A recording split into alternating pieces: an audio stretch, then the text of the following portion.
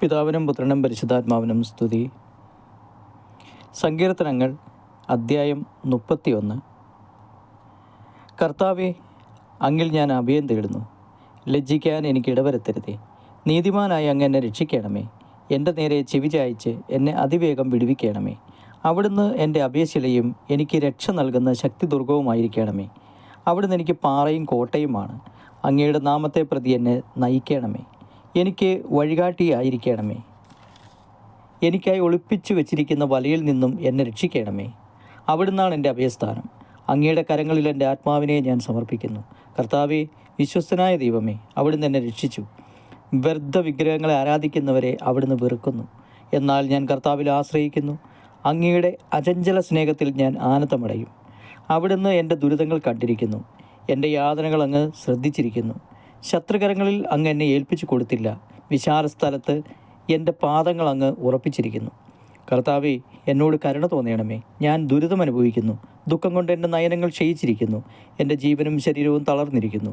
എൻ്റെ ആയുസ് ദുഃഖത്തിലും എൻ്റെ സംവത്സരങ്ങൾ നെടുവീർപ്പിലും കടന്നു പോകുന്നു. ദുരിതം കൊണ്ട് എൻ്റെ ശക്തി ക്ഷയിക്കുന്നു. എൻ്റെ അസ്ഥി ദ്രവിച്ചു പോകുന്നു. ശത്രുക്കൾക്ക് ഞാൻ പരിഹാസപാത്രമാണ്. അയൽക്കാർക്ക് ഭീകര സത്വമാണ്. പരിചയക്കാർ എന്നെ കണ്ട് നടുങ്ങുന്നു.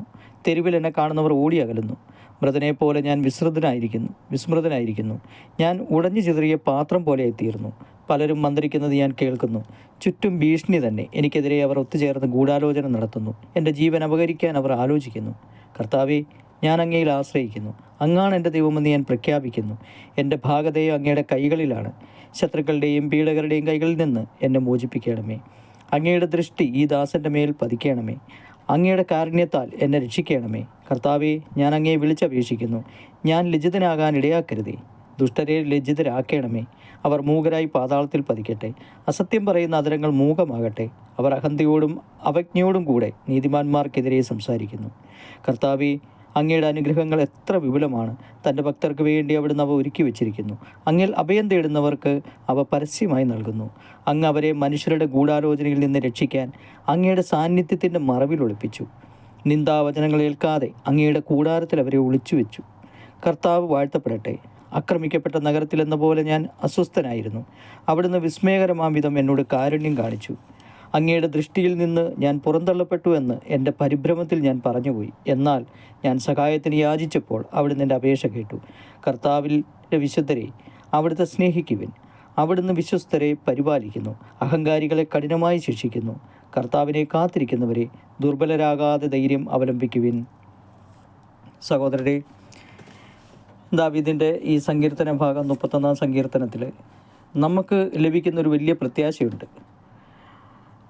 നമ്മൾ എപ്പോഴും നമ്മുടെ ആത്മവിശ്വാസക്കുറവ് കൊണ്ടോ നമ്മുടെ ഭീരുത്വം കൊണ്ടോ നിരാശയിൽ നിന്ന് പുറത്ത് കിടക്കാതെ എപ്പോഴും നമ്മൾ എന്ത് ചെയ്യണമെന്ന് ആലോചിച്ചിട്ടൊരു തരത്തിലും അതിനൊരു ഉറപ്പ് ലഭിക്കാതെ വരുന്ന സമയങ്ങളിലൊക്കെ ദൈവം നമ്മളോട് പറഞ്ഞൊരു വാക്കുണ്ട്.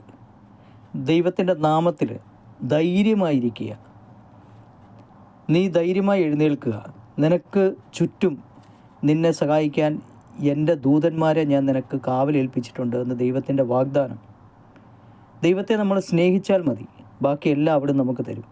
കാരണം അവനെ സ്നേഹിക്കാനായിട്ട് അവൻ്റെ സ്വഭാവം, അവൻ നമ്മളോട് കാണിക്കുന്ന എപ്പോഴും ഏത് സമയങ്ങളിലും നമുക്കായി നൽകുന്ന കൃപയും അനുഗ്രഹങ്ങളും അവൻ്റെ സ്നേഹവും ഓർത്താൽ തന്നെ അവനെ സ്നേഹിക്കാനല്ലാതെ നമുക്ക് എന്താ ചെയ്യാൻ സാധിക്കുക? ദൈവത്തെ സ്നേഹിക്കാൻ നമുക്ക് ഇന്നലെ വരെ നമുക്ക് ലഭിച്ച, ഈ നിമിഷം വരെ ലഭിച്ച എല്ലാ സന്തോഷങ്ങളെയും പറ്റി ഓർത്താൽ മതി. അവൻ നമുക്കായി തന്നിരിക്കുന്ന എല്ലാ അനുഗ്രഹങ്ങളെപ്പറ്റി ഓർത്ത് അവനെ സ്നേഹിക്കുകയും നമ്മളുടെ എല്ലാ പ്രശ്നങ്ങളും അവൻ്റെ കൈകളിൽ ഏൽപ്പിച്ചാൽ ഭദ്രമാണെന്നുള്ള വിശ്വാസത്തിൽ ഇരിക്കുകയും ചെയ്യുമ്പോൾ, നമ്മുടെ എല്ലാ സമയങ്ങളും ദൈവത്തിൻ്റെ കൈകളിലാണ് നമ്മൾ വിശ്വസിക്കുമ്പോൾ, തീർച്ചയായിട്ടും നമ്മളുടെ എല്ലാ ആവശ്യങ്ങളും സാധ്യമാക്കി തരും. കാരണം നമ്മളുടെ അവസ്ഥകൾ നമ്മൾ അറിയാതെ ആശയക്കുഴപ്പത്തിലാവുമ്പോഴൊക്കെയും അവൻ നമ്മെ പൂർണ്ണമായി അറിയുകയും നമ്മളെ സഹായിക്കുകയും ചെയ്യും. മനുഷ്യ, നീ നിന്നെ തന്നെ അറിയുക. നീ എൻ്റെ പുത്രനാണെന്നറിയുക. അപ്പോൾ തീർച്ചയായിട്ടും നമുക്ക് ദൈവത്തിൻ്റെ സ്നേഹവും ദൈവത്തിൻ്റെ കൃപയും അനുഭവിച്ച് സന്തോഷമായി എത്ര പ്രശ്നങ്ങളെ അതിജീവിക്കാനുള്ള ശക്തി ലഭിക്കും. സർവശക്തനായ ദൈവം നമ്മളെ ഈ നിമിഷങ്ങളിലും ഏത് സമയങ്ങളിലും നമ്മൾ അനുഭവിച്ചിരിക്കുന്ന എല്ലാ കഷ്ടതകളിൽ നിന്നും ഇപ്പോഴത്തെ നമ്മുടെ സാഹചര്യങ്ങളിൽ നിന്നും മാറി ദൈവത്തിൻ്റെ കൃപയിലും സന്തോഷത്തിലും നിറയുവാനും എല്ലാ സന്തോഷവും അനുഭവിച്ചുകൊണ്ട് ഈ ഭൂമിയിലെ ജീവിതം ജീവിപ്പാനും കൃപ തരട്ടെ എന്ന് പ്രാർത്ഥിക്കുന്നു. ആമേൻ.